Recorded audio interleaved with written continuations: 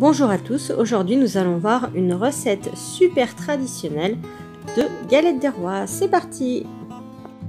Donc nous allons commencer par réaliser la crème pâtissière. Pour cette recette, vous allez avoir besoin de 250 g de lait, un œuf, 50 g de sucre et 25 g de maïzena. Nous allons commencer par faire bouillir le lait. Vous pouvez mettre un peu de vanille dans le lait. Pendant ce temps-là, nous allons mélanger le sucre, la maïzena,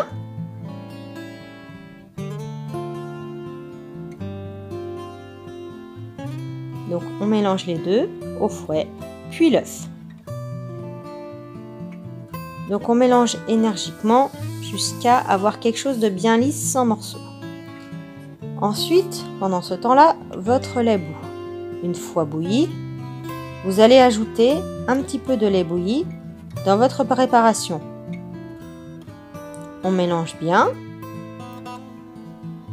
et ensuite on va remettre cette préparation dans la casserole de lait bouillant, toujours en mélangeant afin que les œufs ne cuisent pas ou que ça vous fasse des grumeaux.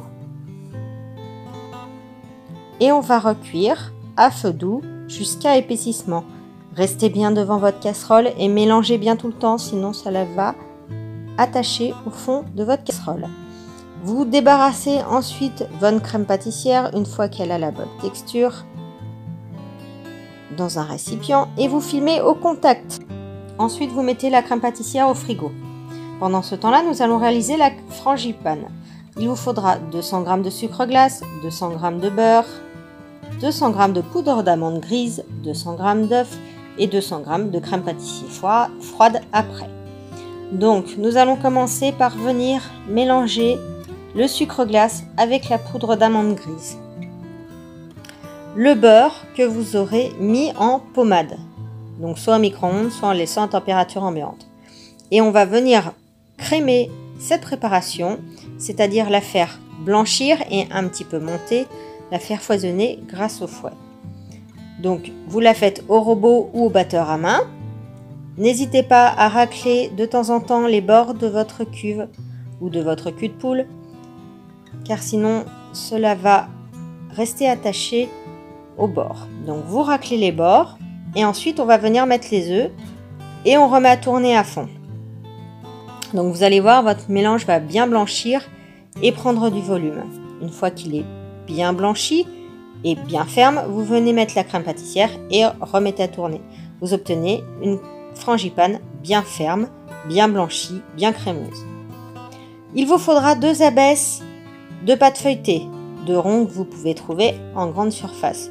Sinon, vous pouvez faire votre feuilletage. Vous trouvez dans les commentaires le lien d'une de mes vidéos pour la réalisation du feuilletage. On dore les bords de la pâte feuilletée.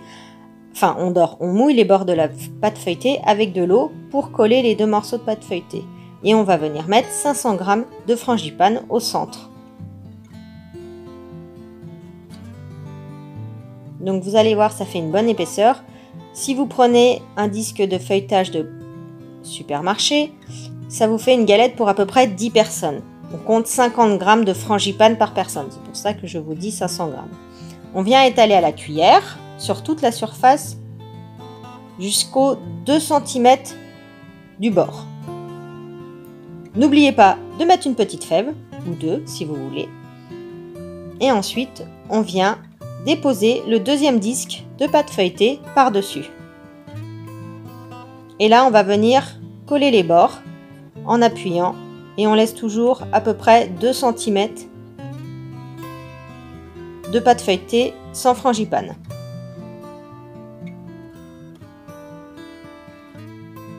Vous pouvez couper avec un couteau bien tranchant les bords de votre pâte pour égaliser. Et ensuite, on va pouvoir passer à la déco.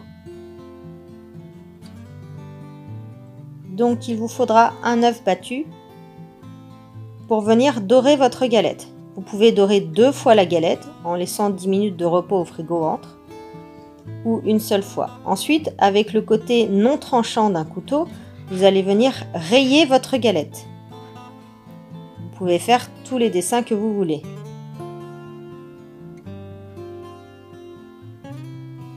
Et ensuite, il faudra piquer votre galette afin d'avoir un résultat le plus régulier possible et on cuit à peu près 35 minutes à 180 degrés. Et voilà, votre galette est cuite. Bonne dégustation!